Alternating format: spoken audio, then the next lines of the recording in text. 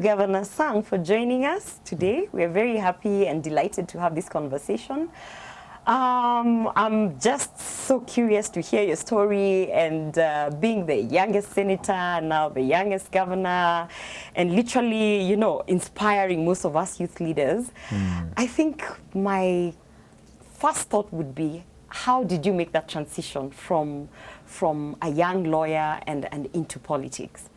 Yeah. Well,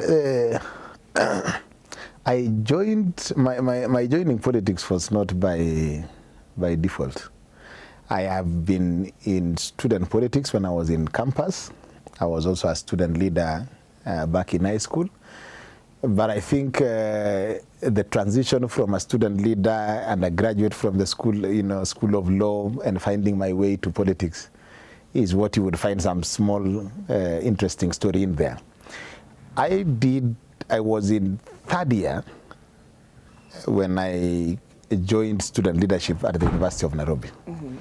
And immediately after that, the country was discussing, or we went into the elections in 2007, 2008. Subsequently after that, the post-election violence of 2007, 2008, the National Accord, the politics around peace building, reconciliation, coming from the Rift Valley region, which was part of the country that was heavily affected by the post-election violence. I worked with a community organization as I graduated from the university. The community organization was called EMO, and particularly a small component of the organization called EMO Justice, Peace and Reconciliation Committee, which was an arm of the institution, which is a community organization that was established to try and deal with the issues of peace, reconciliation within the Greater Rift Valley region. We did that in the year of 2008, 2009. National programs around, the Kriegler Commission that looked into the post-election violence. Then we had the National Accord. And finally, we had the country thinking through the establishment of a new constitution. So I participated in the peace building, stabilized, saw the stability of the country. Then we moved into the politics of a new constitutional dispensation. So you were slowly, getting your way in there on grassroots level. Every small bit, So we got involved in the progress around the new constitution. Then I played a very big role with the organization in the run-up to the referendum. Now we were doing, you remember Rift Valley then turned out eventually to vote heavily against the new constitution. But then we played a role then in terms of doing civic education, just educating the people that, the content of the new constitution is this. The new structures of government that are being proposed under the new constitution is X, Y, and Z. This is how the new constitution is going to play out, doing civic education. And eventually, at the age of, you're around 28 years old? I was 27 then. 27 years old. So at 27 years old, you're going into the grassroots, intentionally knowing that it's actually getting into politics. Actually, it yielded into politics later on, but I picked every assignment on its own. When we got support from USAID, from UKAID, from many other donors, to do civic education, for me, it was an opportunity to just do civic education. Educate the people and that kind of a thing. Eventually, we got into the referendum. The constitution passed. Then we had a number of other programs now trying to help a community that had opposed the constitution. Now you are telling them this constitution that you opposed has passed, with a majority of Kenyans. So what now? And you are all as Kenyans beneficiaries of the new constitution. So then, you guys have to understand what this constitution entails, what does it bring, the new structure, the governance structure under the new constitution. Devolution was a new thing for the within the new constitution, and therefore we needed to share with the public and with the community to understand the structures of the new constitution. We did that aggressive civic education. So then you moved from being a teacher of the Constitution, from sensitizing, and then suddenly understanding, okay, there's an opportunity here. there's a seat here. It's the Senate seat, and I think I'm capable. And I actually narrowed, when it came to the to civic education after the Constitution passed, I focused more on my county. A lot of the programs that we did, then I focused on my county, just, giving back to the same community where I came from. Again, by that time, we had a lot of these vernacular radio stations that invited us to just come and share, just come and educate people. So in the process, we started, taking people through. You were building your brand? Absolutely. Without understanding that you're building a brand, but you were just passionate about community-based organization. Absolutely. So we did that. Okay. Finally, towards the election, then in our community still, elders still play a role in terms of, identifying leadership and trying to, play a role in just establishing, who needs to, what the community does in terms of leadership. So eventually I was told, you have been vocal on the entire process around this new constitution. Long before the referendum was done, you are already doing civic education, helping us understand this. Subsequently, after the elections, you've been able to share with us all this about the new constitution. My friend, who better else to run for some of these positions? I was told, my friend, consider. And when I looked at the entire infrastructure around the new constitution and the various governance positions emerging from the new constitution, I thought that I had more passion for devolution. And the best position then, under the understanding that we had from the structure and the mandate of the constitution, is that the position that plays a critical role in defending and propagating the interest of devolution was the Senate position.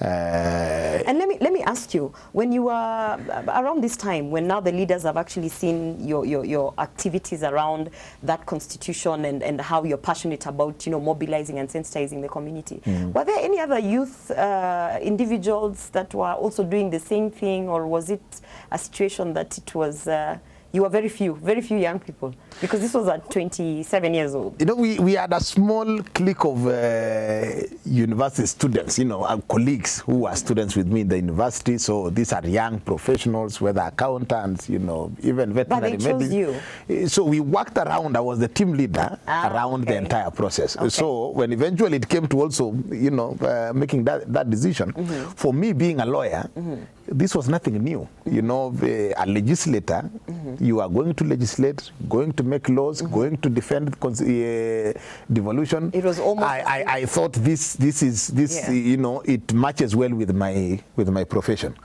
A few of my other colleagues thought, well, I think we will be more excited and more suitable doing.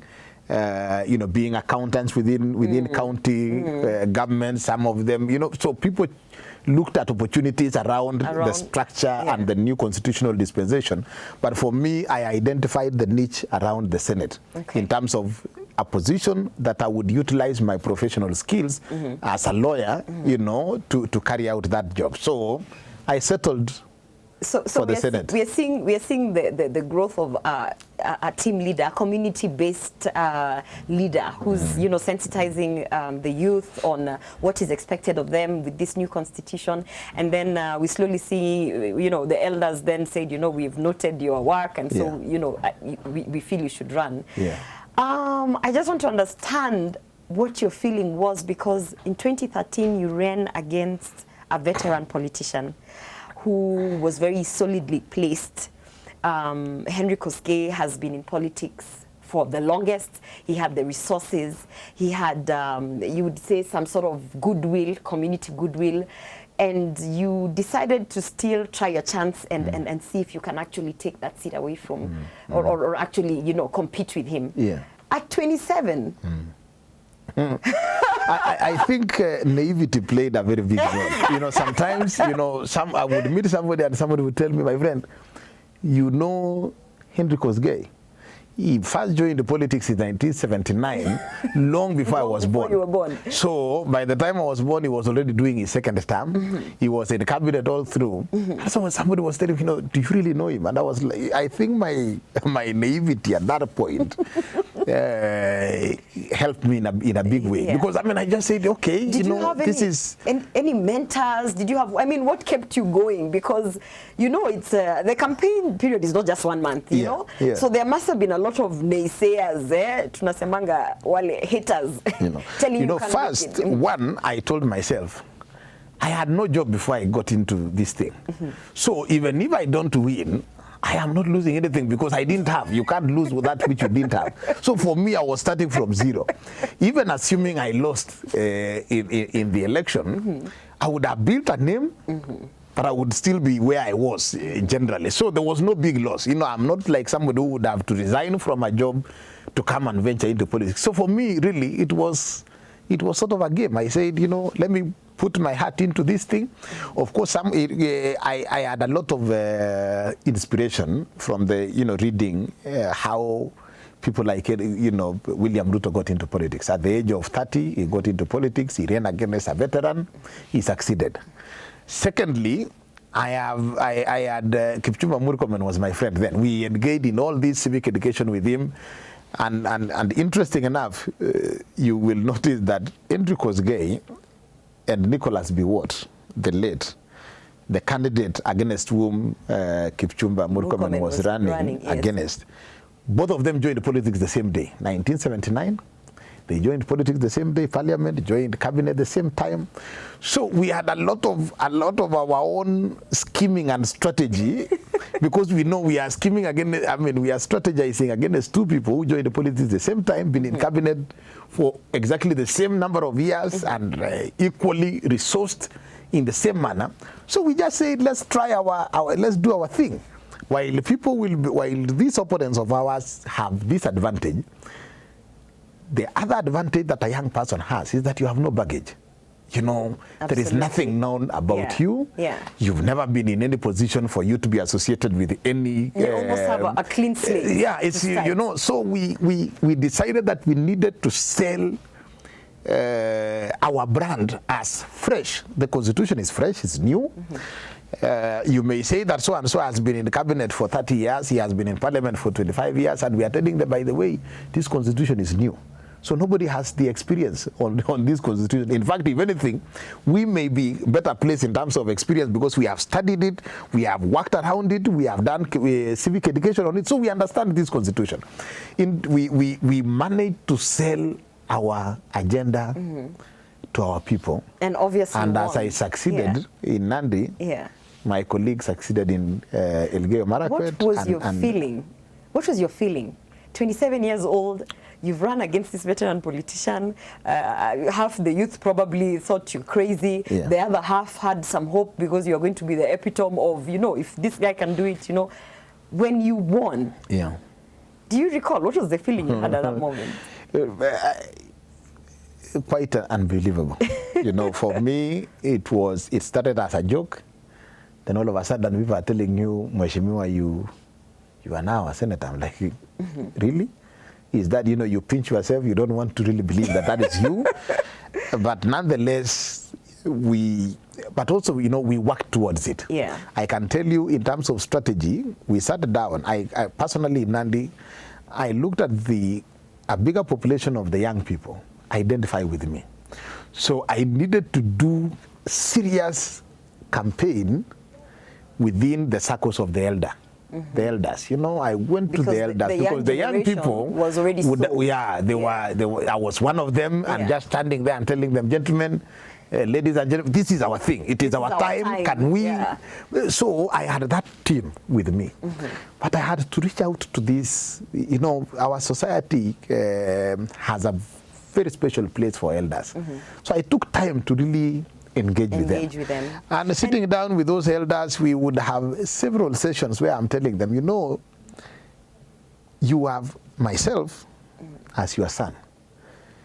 This leadership position needs somebody that you can send. You elders know what needs to be done. You know the aspirations. You know you are the founding fathers of our community, of our county. So the approach was more. Yeah. So I had to win. Yeah. I'm telling them I am available. I have the knowledge. You educated me. You know, I have the energy as a young person. Use me. Yeah. To do that which you want done for this community. So I really had to do a serious political assault on the young, on the elderly group, because this is a community, this is a section of the society that I had to win. But the young people, I had no much difficulty with them. The women, again, you know, just approaching my mothers and telling them that you have given birth to us as your sons. Yeah. Please give me an opportunity to fix. So sectoral campaigns and targeting different messaging. Absolutely. Now let me ask you, you have been awarded the Global Youth Parliament Leadership Award of 2020. And one of the reasons was mainly because you serve as an inspiration to the youth. Not only did you get into the Senate at a very young age, 27 years, on an elective seat, but you also went ahead to graduate and to, you know, develop your career in politics. And now you're the sitting governor of Nandy County. What can you credit to that success, that you didn't just stop at the Senate? You know, you had a little bit more ambition, and I'm sure you have more ambitions beyond the governor seat after your second term. What would you credit? Would you say that, was it mentorship? Was it, like you said, ignorance? Was it some sort of, what was it really? You know, immediately I got elected as senator, I sat down and asked myself that, now I am here. It could have been by chance. You know, I was not very well prepared for it. Now eventually I am here as the senator of this great county of Nandy. I said I needed to make a mark, to leave a mark in my leadership. And I didn't waste any opportunity. When I got into the Senate, the records will speak for itself. For the 4.5 years I was in the Senate, in the last Senate, I sponsored 13 bills, a record number of bills that any legislator has done within a record of one term. You know, of course, we ran into some challenges in terms of the bicameral parliament. Yeah, you know, so some of the boards, some of the National Assembly and some of the conflict between National Assembly and the Senate. But on record in Parliament, nobody has ever been able to sponsor, you know, the number of bills that I sponsored as a senator. And I took my job with a lot of commitment and dedication, knowing that I am an example, not just, I am not doing it for myself, but I was doing for the generation of young people who are my colleagues. And I said I do not want to embarrass them, because then the next time they want to vie, I will be a point of reference. And I am very excited that for the 5 years I did whatever needed to be done as a senator. I pushed my agenda to ensure that I succeeded. But then eventually, having done what I did at the level of the Senate, where you do oversight, you do legislation, and you represent your people, I realized that eventually there was a gap.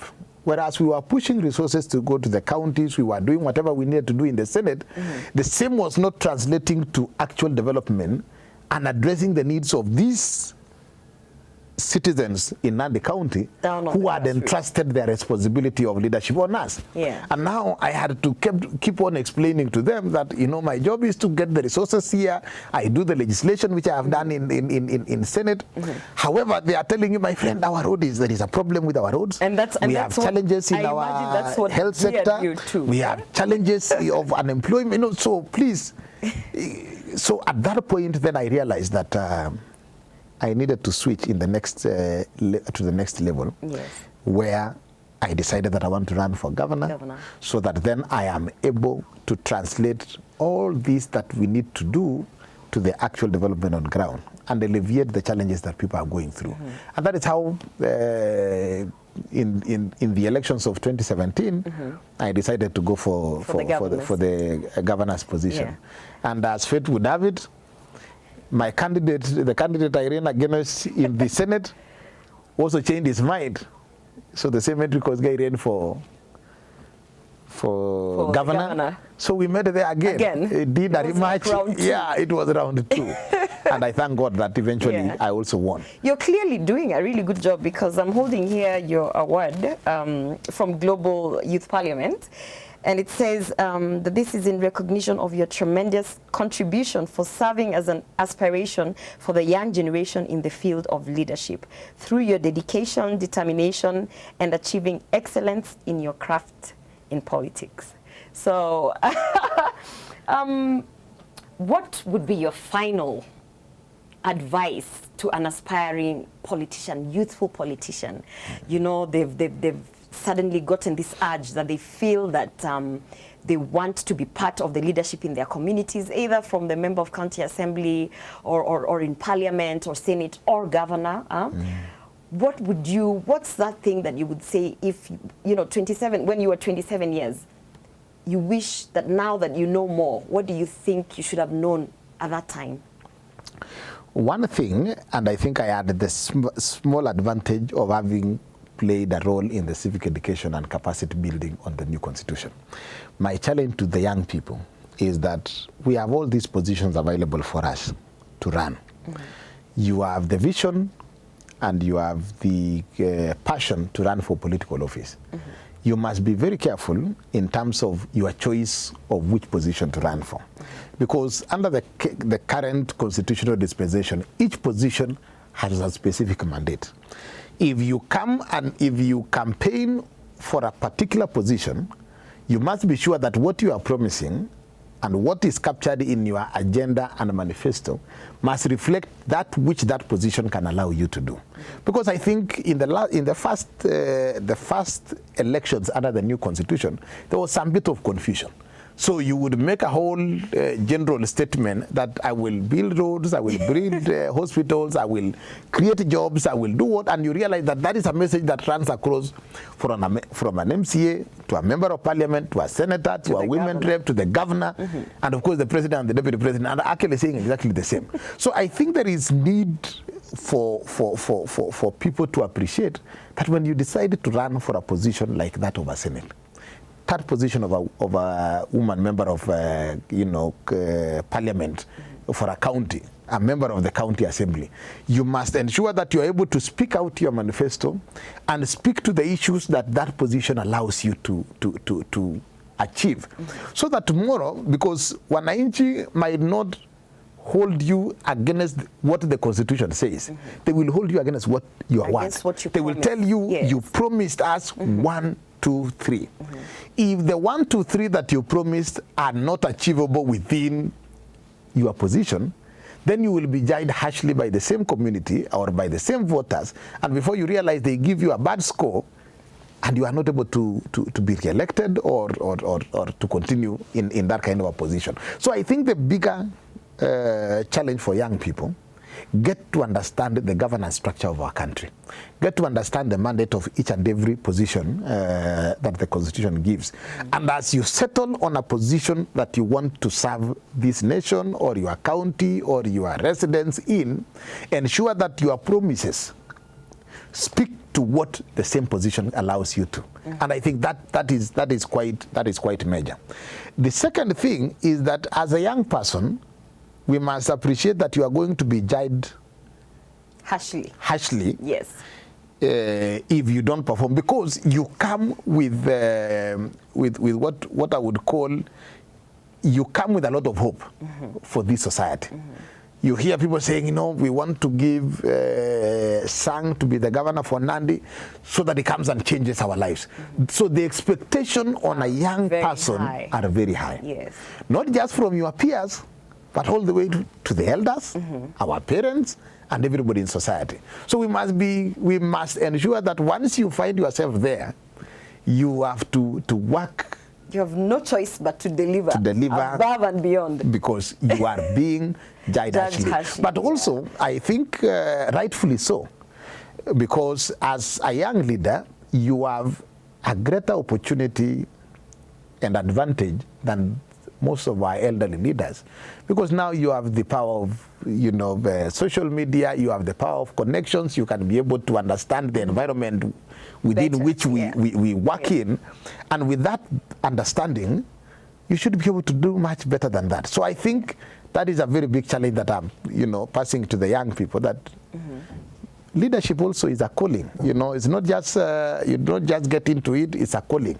You must be committed. There is a lot of sacrifice in leadership positions.